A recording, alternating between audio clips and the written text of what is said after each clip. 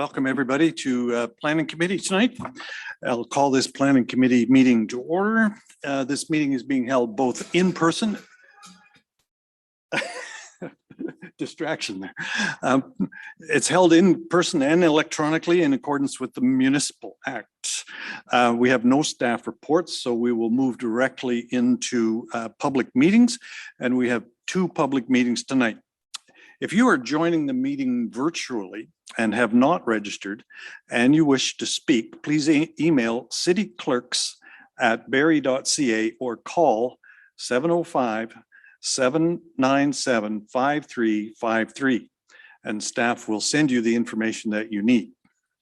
Tonight's applications were submitted by the developers and are deemed complete under the Planning Act to proceed with the public meetings. The first public meeting is to review an application for a zoning bylaw amendment submitted by Innovative Planning Solutions on behalf of Tran Group for lands known municipally as 667, 669, 673, and 675 Yonge Street. The second public meeting is to review applications for an official plan amendment and zoning bylaw amendment submitted by the Jones Consulting Group on behalf of Pioneer Family Pools Barrie for lands known municipally as 518, 520, 522, and 524 Tiffin Street. Members of Planning Committee will be listening to the presentations and comments received during the public meeting, but will not make comments or be debating the items tonight. Members of Planning Committee will have an opportunity to provide comments when staff reports are considered at a later date. The ward councillors will have an opportunity to ask questions of staff and questions of clarification on behalf of residents unable to attend this meeting. Other committee members, including myself, can ask questions of staff after the Planning Committee meeting. Questions will be noted by staff and the applicants. However, they will not be responded to during the public meetings, but will be addressed in the staff reports presented at a later date. Interested persons wishing notification of the staff reports, please should sign up on the notification form required by the Legislative and Court Services Department located on the table at the back of the council chambers or emailed to cityclerks@barrie.ca. Now, Michelle Banfield, Director of Development Services, would you please confirm that the notifications were conducted in accordance with the Planning Act for the public meetings? Yes, Chair Rietma, they were. Thank you. If members of the public participating virtually, this will do our first public meeting now.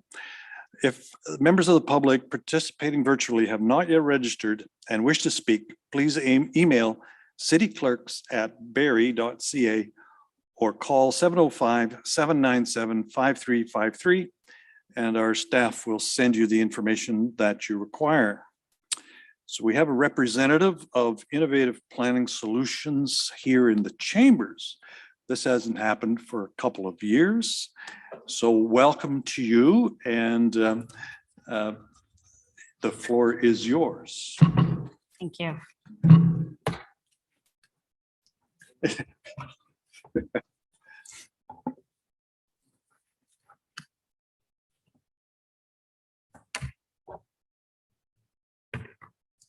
So good evening, council, staff, and members of the public. My name is Carla Tamayo. I'm a planner with Innovative Planning Solutions, and I'm here on behalf of the applicant Tran Group as it relates to the proposed development at 667, 669, 673, and 675 Yonge Street.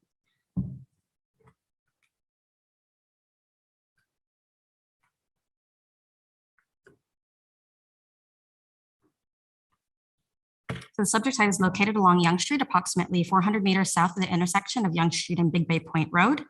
The site has an area of 0.55 hectares or approximately 1.35 acres. The site has frontage along both Yonge Street and Montgomery Drive with approximately 52.6 meters of frontage along Montgomery Drive and 90 meters along Yonge Street.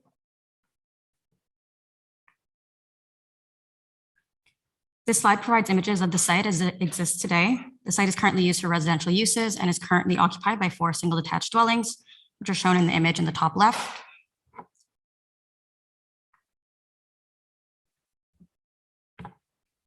The image in the top right is taken along Montgomery Drive, looking south towards the site. The image in the bottom left is looking southeast down Yonge Street with the South District condo seen behind the subject site. The image in the bottom right is taken at the intersection of Yonge Street and Montgomery Drive, with the subject site in the foreground and the South District condos in the background.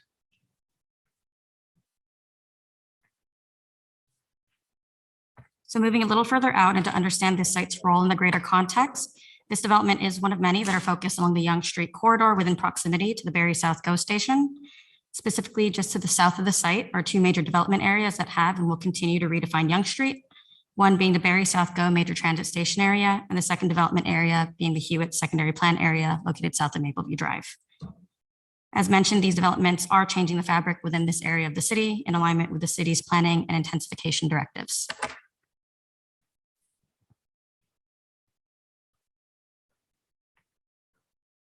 So with this, I'll bring the attention back to the subject site and development that were presented to you tonight. So the site is currently designated residential within the city's official plan. And the lands are currently zoned residential single detached dwelling, first density in the zoning bylaw. To facilitate the proposed development, the applicant is requesting a zoning bylaw amendment to rezone the subject lands from residential single detached dwelling, first density, to mixed-use corridor with special provisions. 5 special provisions are requested as part of the proposal, which are listed here. That being an increased maximum side yard setback, reduced minimum side yard setback to the daylight triangle, removal of the rear facade step back requirement, reduced minimum ground floor coverage for commercial uses, and a reduced minimum setback to an underground garage. The requested special provisions are currently being reviewed by planning staff for compliance with the intent and objectives of the official plan policies and the provisions of the zoning bylaw.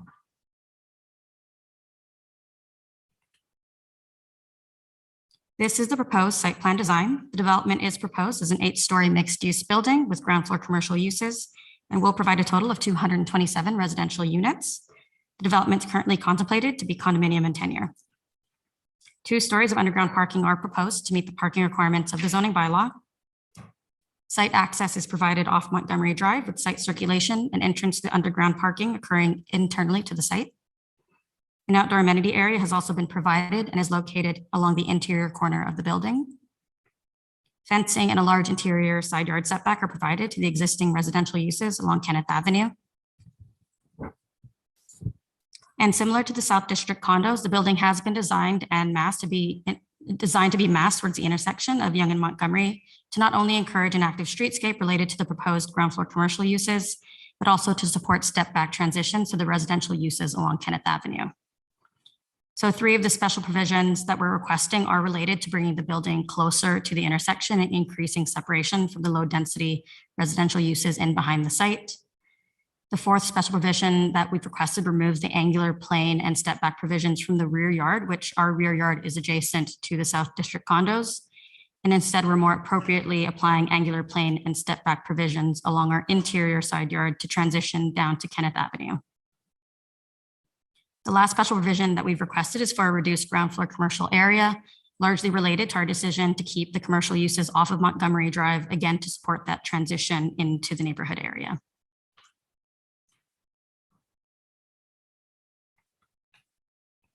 These are the elevations conceptualizing the built form and massing of the proposed building.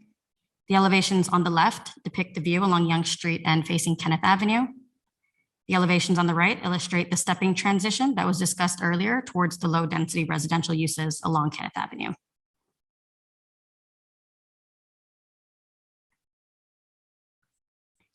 This is a conceptual rendering of the proposal. The building articulation and proposed architectural elements are conceptualized through this image. In this rendering, you can also see the massing of the South District condos in the background to provide a frame of reference in relation to this proposal. So the South District condos are currently under construction, and if you've had the chance to walk by or drive by, you might notice that the architectural style is similar between these 2 developments. And that is because it is the same architect for the South District condos that the applicant has brought on for this project. And I just want to note that the architect is here with us virtually tonight. And Councilor Morales, you had at the neighborhood meeting noted that it could be beneficial to have the 2 site plans for this site and the South District condos shown side by side. So although I don't have that for tonight's presentation, we did include side by side figures in a number of our reports within our submission package.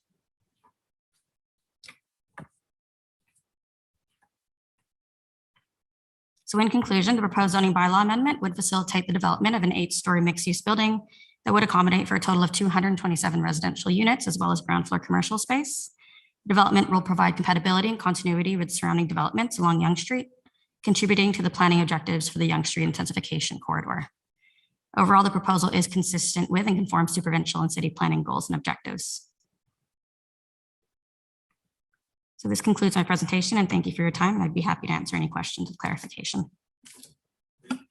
Okay, thank you very much for your presentation. And I'm going to ask Madeline Kowalczyk, who's a city planner here, to give us an update on the status of this one. Thank you. Good evening, members of Planning Committee.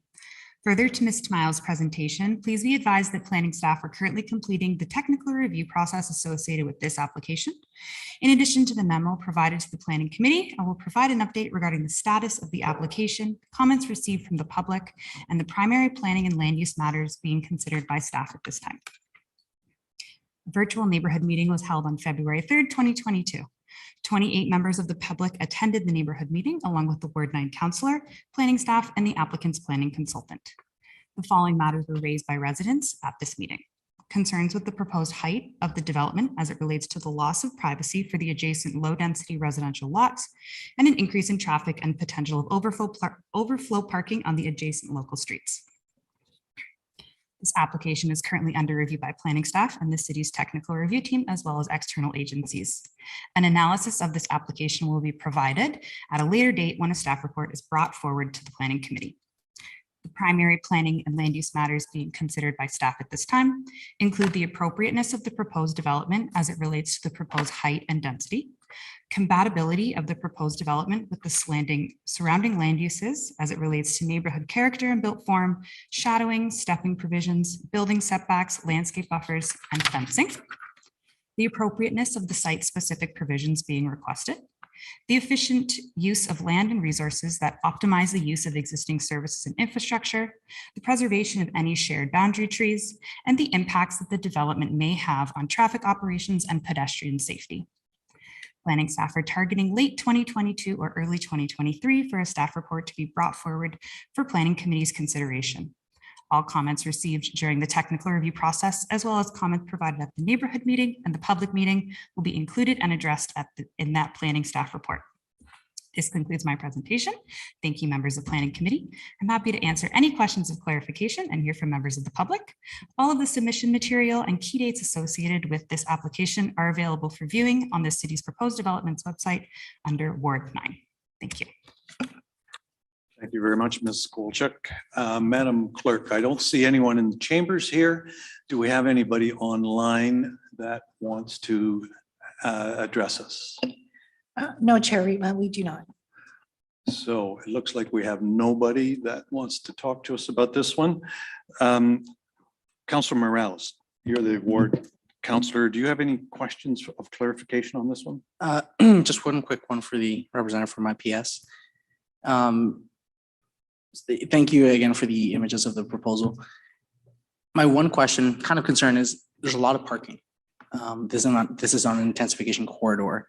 I know we spoke maybe just a couple of days ago on this. Is there a specific reason why a proposal that's basically transit supported density on intensification corridor coming to the city has the levels of parking that you would expect almost of lower density built form developments? Yeah, so through you, Chair Reed, Councilor Morales. So just for clarification, there are a total of 311 parking spaces provided on this site. 227 are required for the residential parking, and then 32 are required for commercial parking. So that leaves an additional 52 parking spaces to be allocated. And in our view, towards visitor parking or other uses as needed. I know we had spoken previously at the neighborhood meeting about potentially including electric vehicle charging stations as well. And so those 52 additional parking spaces can be allocated towards that as well. And I did speak with the property owner and the applicant, and they are interested in providing that electric vehicle charging stations.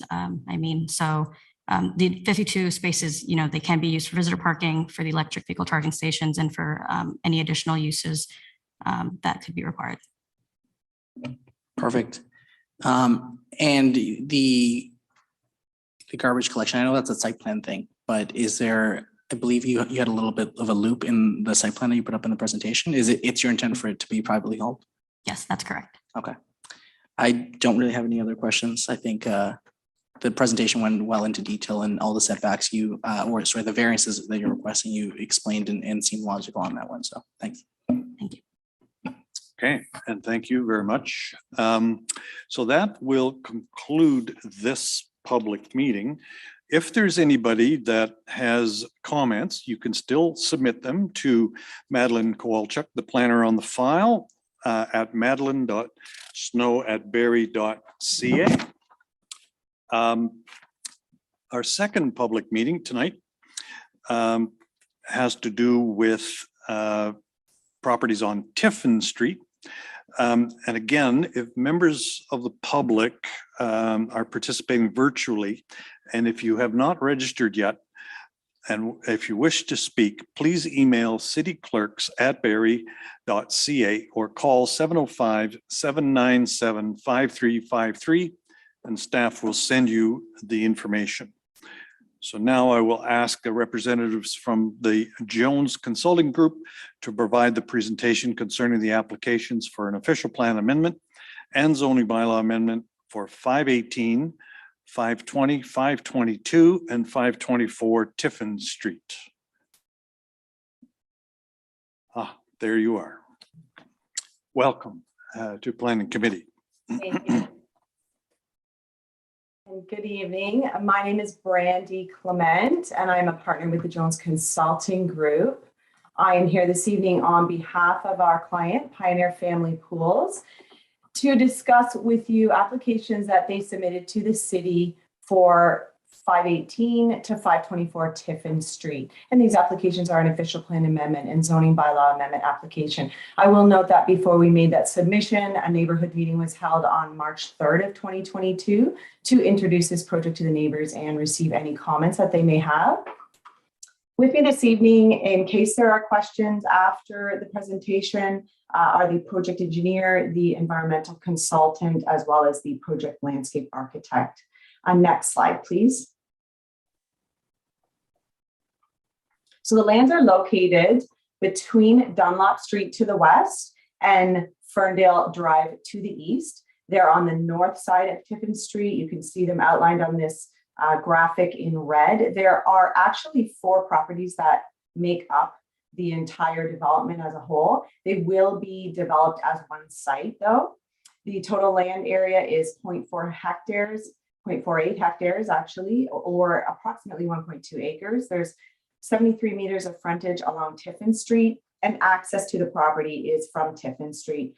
Part of the lands today are vacant, and part of the lands are developed and have previously been used for outdoor storage and warehousing. There is an existing building on the property that's located in the northeast corner. Lands are surrounded by a variety of uses. Primarily, these uses historically have been industrial uses.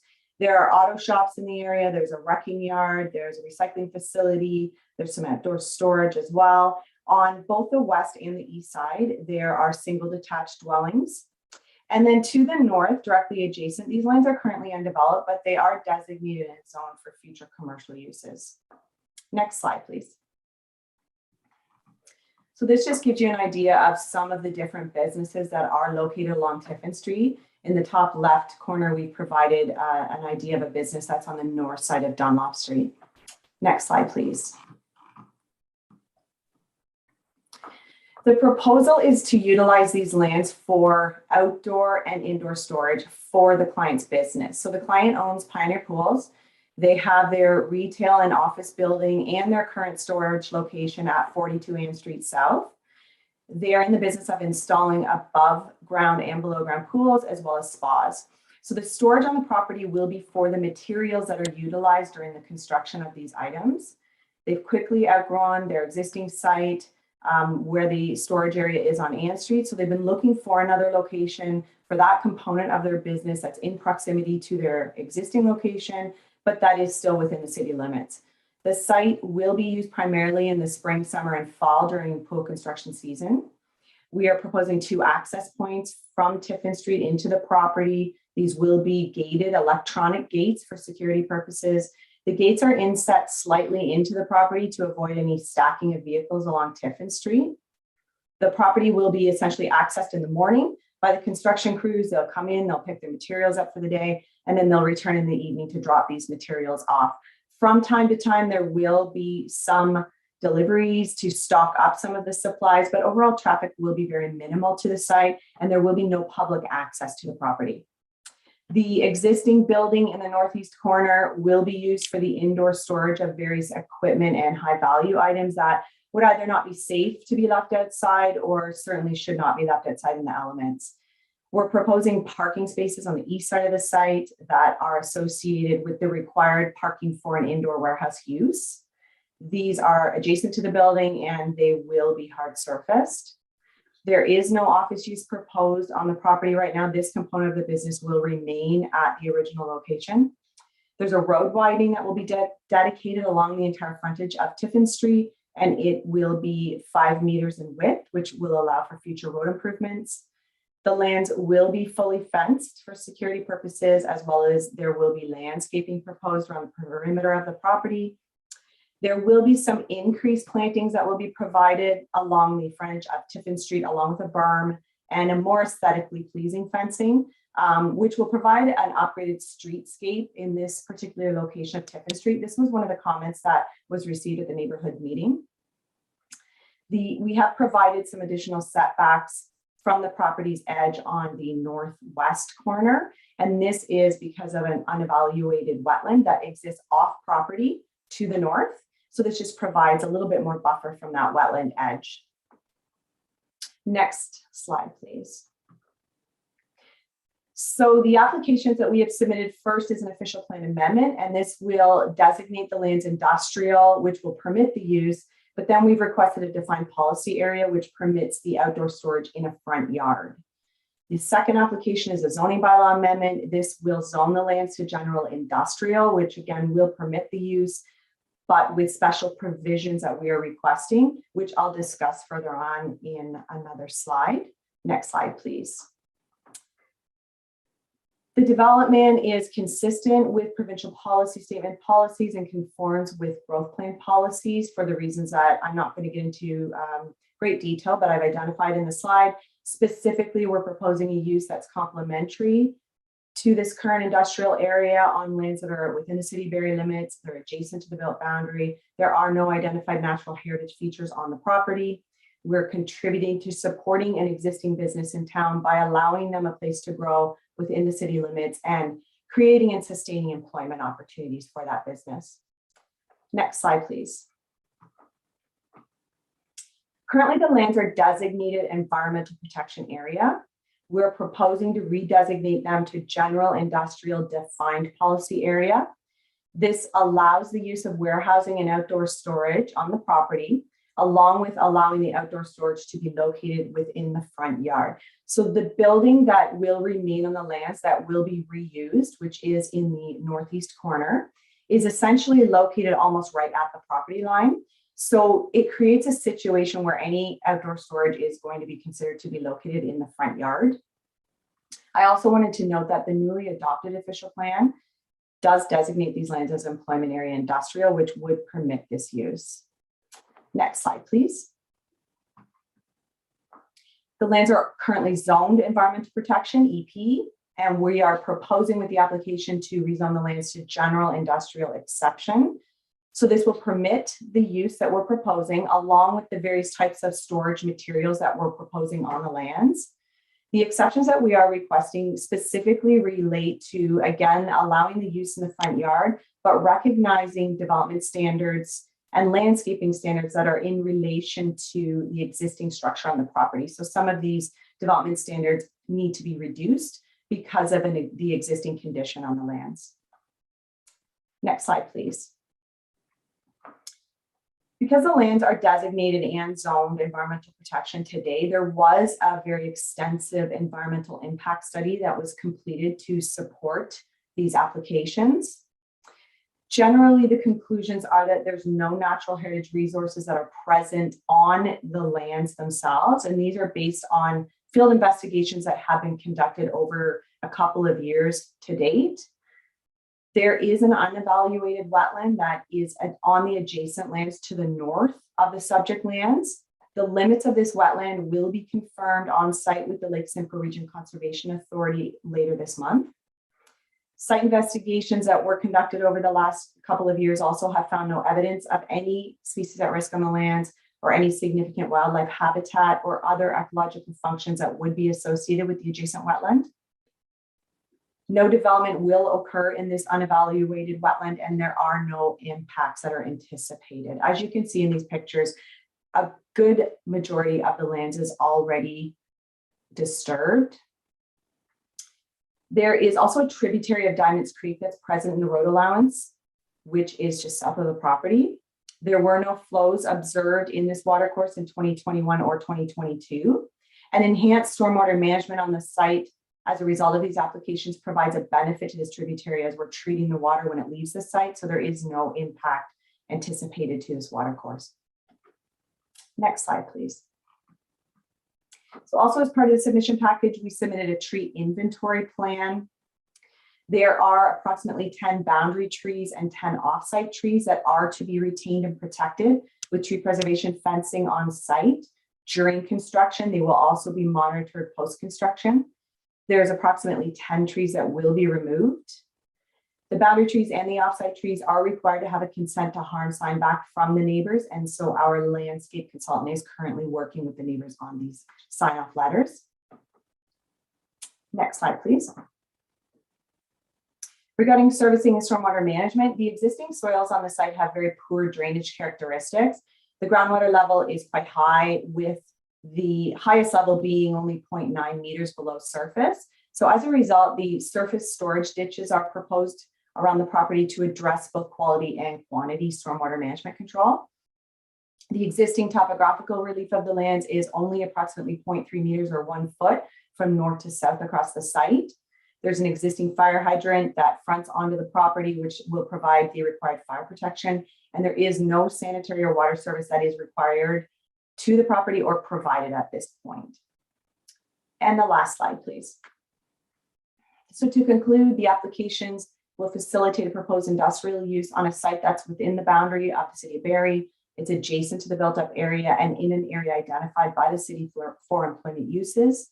The applications are in conformity with different provincial policies, as well as consistent with the Places to Grow growth plan. The development's compatible with the surrounding employment uses. The lands are currently disturbed with no identified natural heritage features. The development conforms to applicable designated policies of the Lake Simcoe Protection Plan. And the application conforms to applicable policies of the City of Barrie official plan. Thank you so much, and we are happy to answer any questions that you might have. Thank you for your presentation. And Ms. Banfield, I think, is going to give us an update on the status of this one. Thanks. Thank you, Councillor Rietma, and thanks for the introduction. So absolutely, the planning application is under review. The neighborhood meeting did have about 6 residents, as well as Councillor Thompson and planning staff. We did hear comments about the desire to see some higher quality urban design to help with the streetscape of Tiffin Street. Just some questions about the general construction impacts, the surrounding area, sort of timelines for this work. The concerns with any sort of environmental impact on the site and what's being proposed, as well as just some general comments related to the layout and how the site was going to operate. So staff are reviewing everything as we always do with internal and external agencies. So the primary planning and land use matters right now are definitely the appropriateness of the site-specific requests. Obviously taking a look at the environmental protected designation and the features and confirming the development limits on the site, working very closely with our conservation authority partners on that. Just getting a better understanding of the site design and how it's going to operate and integrate into that area. And because that compatibility and the consistency, this is an area that does have a lot of employment lands. And so we just want to make sure that they all work well together. So we're just reviewing everything. We're getting those technical comments, everything that comes in, and what we hear tonight is going to be addressed in our staff report. And we hope to have that brought to council before the end of 2022. As everything, as always, everything is on the city's website under the proposed development webpage. This is on Ward 5 and in Ward 5. And the file manager is actually Jaspreet Sidhu, and you can contact her directly. As always, thanks for your attention. Thank you, Ms. Banfield. And Ms. Clerk, Madam Clerk, we have nobody in the audience here. Do we have anybody online? We've had a request from a Cecilia Lee, but she is not on the line yet. And we've sent her the link, but we cannot see her online. All right. Do we need to give them a bit of time to get online, or is it? If you wanted to go to the, see if the area councillor had questions, we will try and get her on the line in the meantime. All right. Councillor Thompson, this is Ward 5. Do you have any questions for clarification? Thanks, Councillor Reaton. Actually, I'm actually excited about this. If anybody knows Tiffin, the way to change the streetscape is by proposals, which is good for everybody. But my question of clarity is, when the public see the existing environmental protected EP lands, people are concerned that we develop on environmentally protected lands. And I was just wondering if Ms. Banfield could maybe clarify, to my knowledge, somebody who paid a lot of attention to council prior to being here, I don't think in the last 20 years we've ever developed on EP lands. And I know sometimes people see the designation of EP lands and then through, consultation with the conservation areas and everything, that they rezone it because the protections aren't necessary. But I was just wondering, just for the public, if Ms. Banfield could maybe just address that a little bit with, that there is a lot of process for this to occur. Ms. Banfield? Through you, Chair Reitma, to Councillor Thompson. Absolutely. So the environmental zoning and official plan designations often are not super refined in those parent documents. They are done usually through mapping at a much higher level. When you actually have a development application on a particular site, that environmental feature is actually studied in much more detail. And that's ultimately what happens through a development application. So there's a whole bunch of environmental work that would need to go to accompany this application. And all of that work is prepared by qualified people, and it's reviewed by our partners at the Conservation Authority. So just as an example, this type of work can include really identifying the feature that is on site or potentially isn't on site.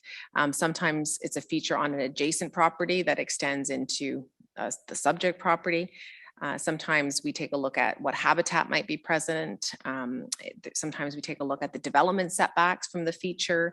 Most often, what we like about properly identifying environmentally protected lands and the features is because those lands do get dedicated to the city for continued protection. And take a look at the development setbacks from the feature. Most often, what we like about properly identifying. That is creepy. Who is that woman? Who is she? Oh, it's Cecilia on the phone. Okay. And so that also in addition, it's, often there's an appropriate buffer that has to get identified from the feature. So really all of that is part of the planning review. And so really what it really is identifying the feature and what protections are necessary. And sometimes when you do that, the feature is bigger than you think. And then sometimes when you do that, the feature is either smaller or potentially isn't quite as significant as people think. And all of that gets evaluated and checked and double checked before anything would come to council. So if I can maybe make that in layman terms, we take it very serious, and it's something that's through the process between conservation and our own planning staff that we do not develop EP lands. A fair assumption. Ms. Banfield? Through you, Chair Reitma, to Councillor Thompson, we don't develop on it, but they may be part of a development site. Thank you. Councillor Thompson, did you get enough of an answer? All right, part of it you got twice. All right, Madam Clerk, did we manage to connect with anybody? Yes, Chair Reitma, we have Miss Lee on the phone now, and there is no other speakers after Miss Lee. Right, sorry, do we have somebody on the phone, did you say? Yes, sorry. We have Miss Cecilia Lee on the phone, Oh, and she was the one that was speaking like God a few minutes ago. And then we have no other speakers after her. okay, all right, so let's have her on the phone. Can we put her up to speak to us? Go ahead, you have the floor.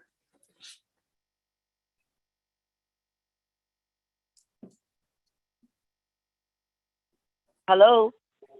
There, now we can hear you. Welcome. Oh, hello. Welcome to Planning Committee. Thank you very much.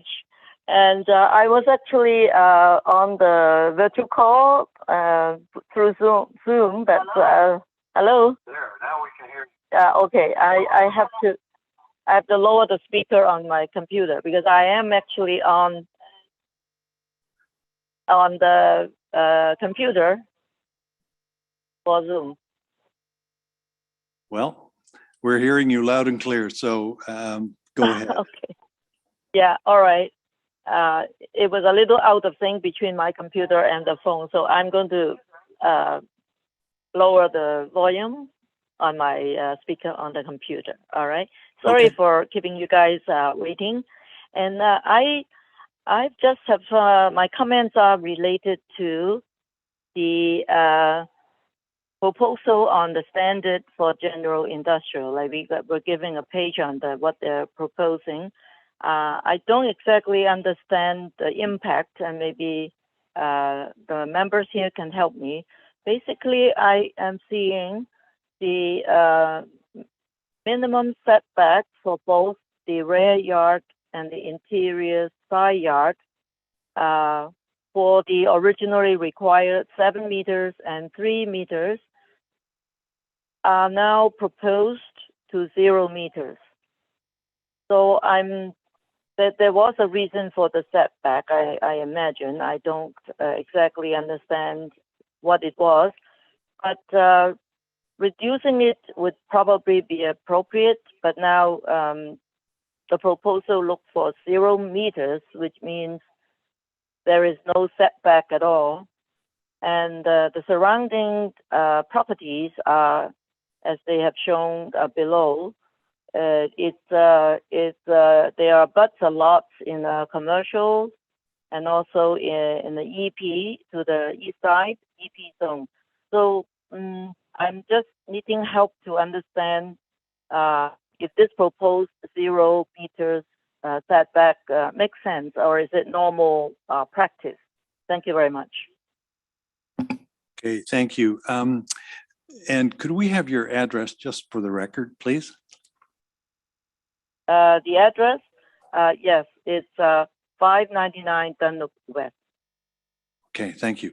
And we don't engage in sort of question and answers at these meetings, but your comments have been noted, and I'm sure that the staff, when they bring their report back, will have an answer for your question about the reduced setbacks. And normally what we find is that these are on a case-by-case basis, and if they're appropriate, then the staff will recommend that they're appropriate, and if they're not, then the staff won't do that. So I guess the answer is stay tuned, and we'll get you an answer in due course.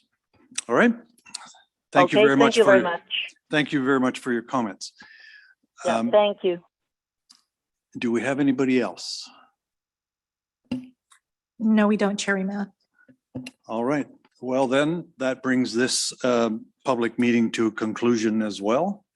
And we have no other matters on the agenda. We are now at inquiries. Any member of council have a inquiry?